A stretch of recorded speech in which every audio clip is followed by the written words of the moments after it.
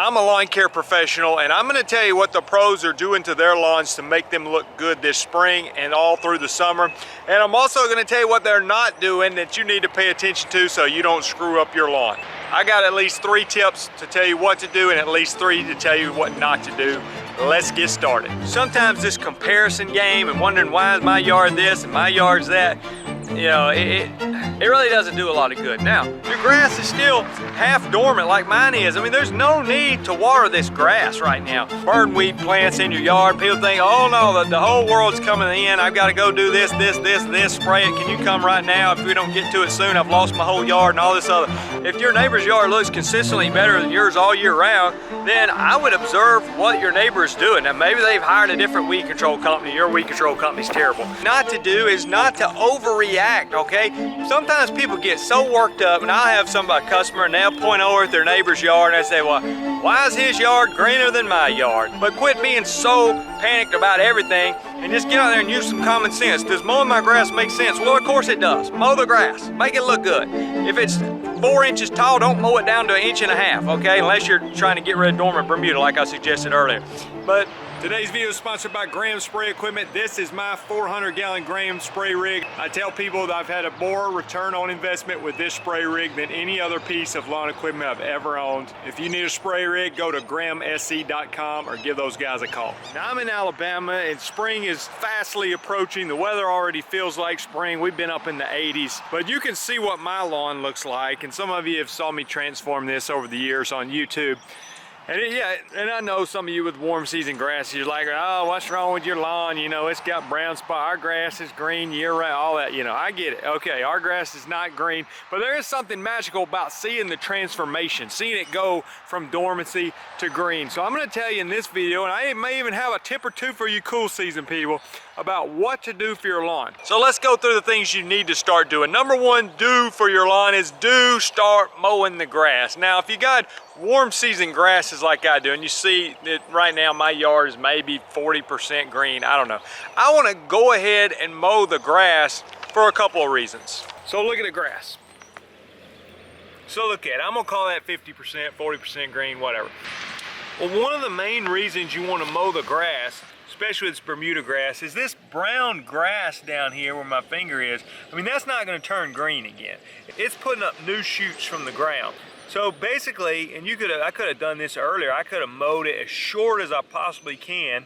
And some people even set their grass on fire. I'm not saying to do that. It's a little bit of a safety hazard and possibly illegal in your area. But basically, you're just trying to get rid of all this dormant grass here. So I don't normally bag my lawn, but if I was gonna bag it, it would be on the first cut of the year, or possibly even the first cut of the year and the last cut of the year. I might cut it down shorter in October, but on this first cut of the year, again, you don't have to bag it. All those clippings will eventually start breaking down. But if you want to, that would be what I would do. I would drop my deck as low as it would go on a Bermuda yard. Now, zoysia, you may not want to go as low as you possibly can because it could really stun it coming out of spring. Centipede, I like to keep it around 1 inch, 1.5 inches, so I drop it low. And I definitely wouldn't scalp it down to the dirt. I try to mow it, you know, around 4 inches or so and just try to keep it consistently there if possible.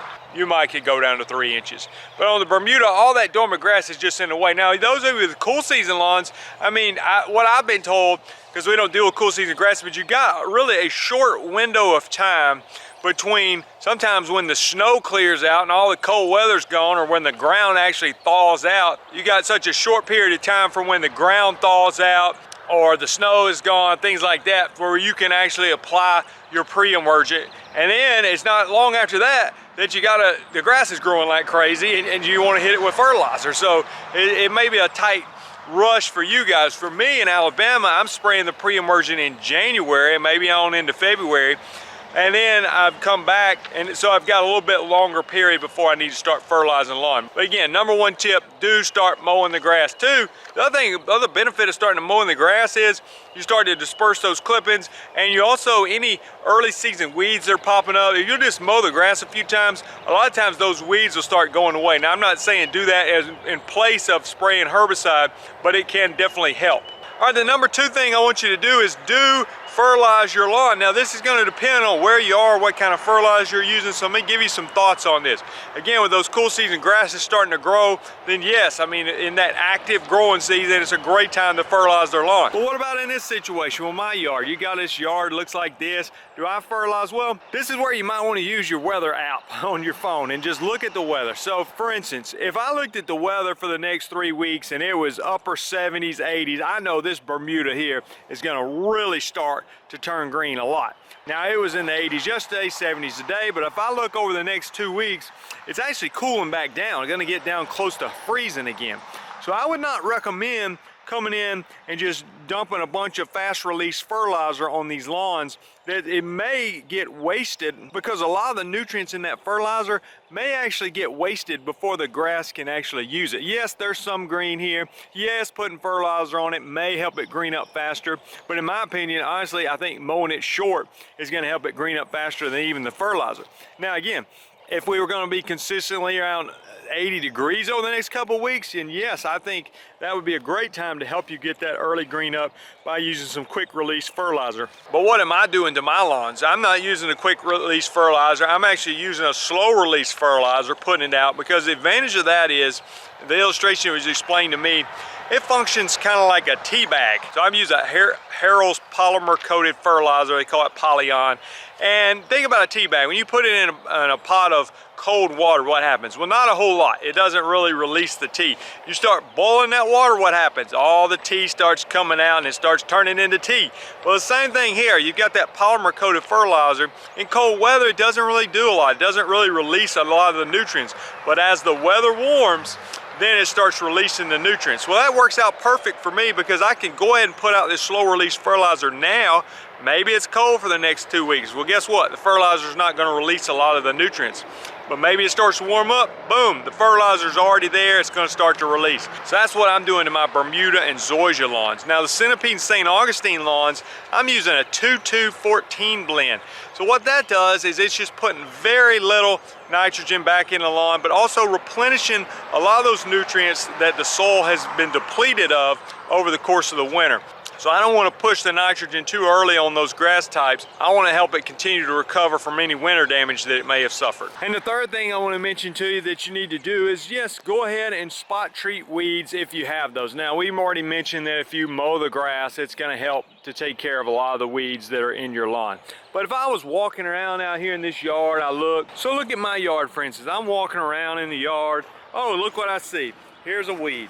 Okay, so if I see that and you want to come spot treat that, then go ahead. I might use something like Change Up, or I often use Celsius and Certainty mixed together. Now you don't need Celsius and Certainty mixed together to kill that weed. I could easily kill it with Change Up, which is a cheaper product. But you notice I said spot treat the weed, and so I want to get into the things that you don't need to do to your lawn this spring that can actually set your lawn back. And then I'm gonna wrap up the video with one final thought that's hopefully gonna bring it all together for you.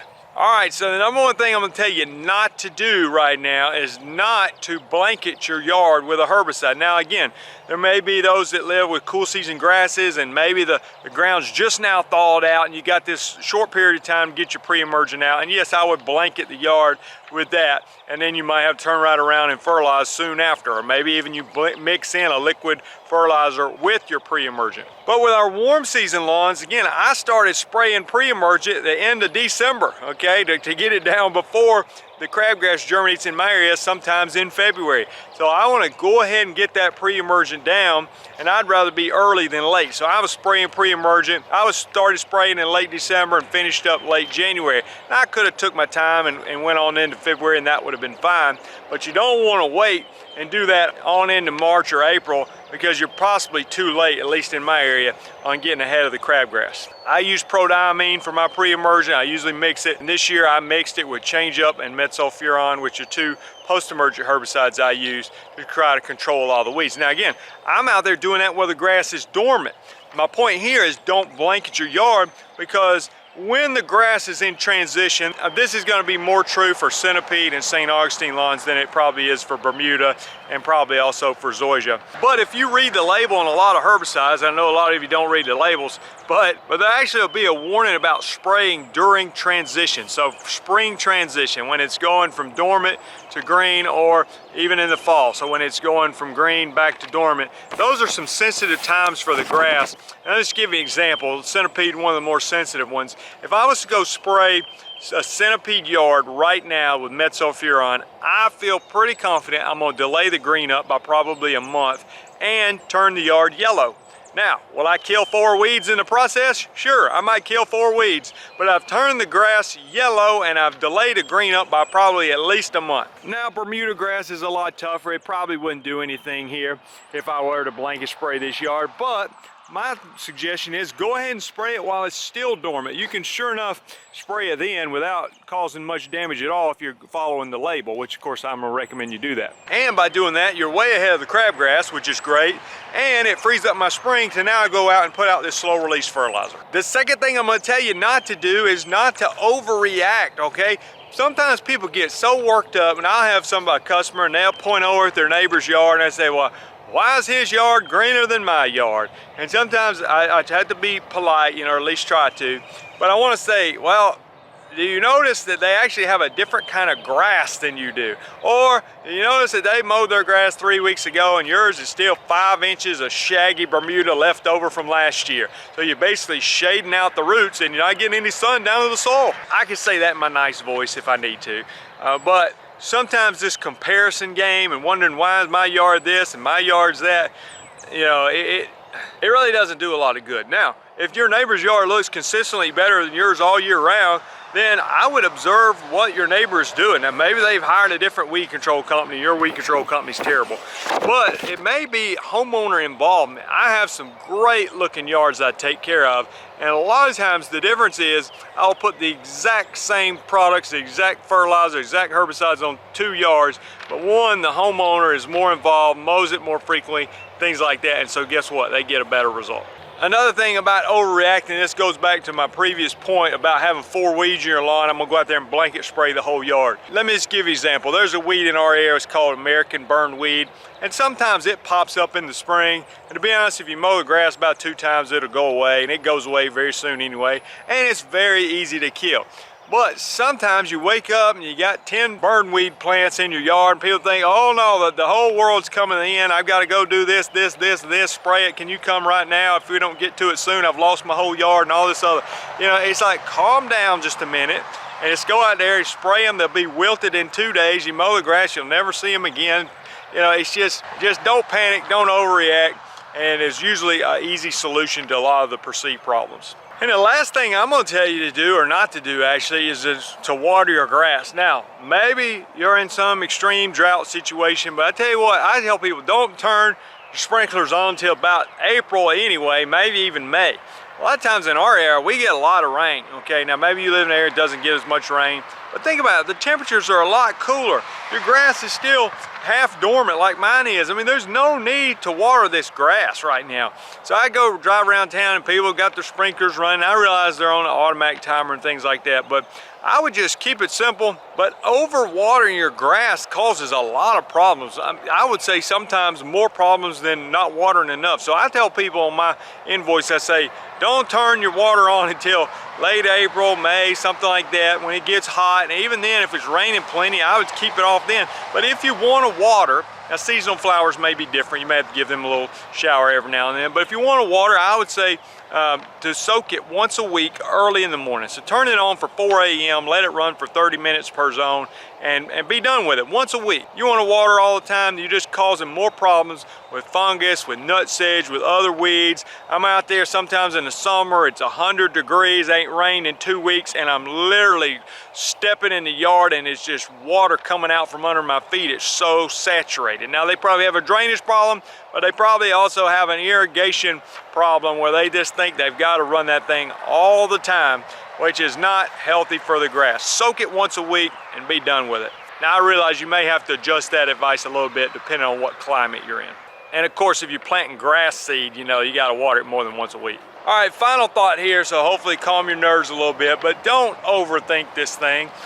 Sometimes people, when they're putting out herbicides or fertilizer, let's say you fertilize and it says you're supposed to put 2.1 pounds of nitrogen per 1,000 square feet, and you say, oh no, I think I've used 2.15, have I killed my whole yard? People just overreact about things. You know, there's a wide range on your herbicides. It may say 2 pints to 4 pints per acre.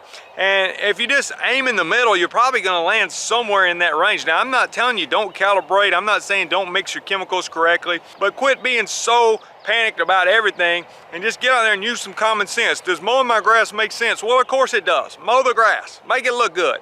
If it's 4 inches tall, don't mow it down to 1.5 inches, okay? Unless you're trying to get rid of dormant Bermuda like I suggested earlier. But if I have 2 weeds popping in the yard, just bend over and pull them out by the roots. It's not that big a deal. Hope this video's been helpful. Leave me your comments below. Thanks for watching. I'm Jason Creel. If you need resources for lawn care business, weed control business, go to lawncarelife.com, and we'll see you guys in the next video.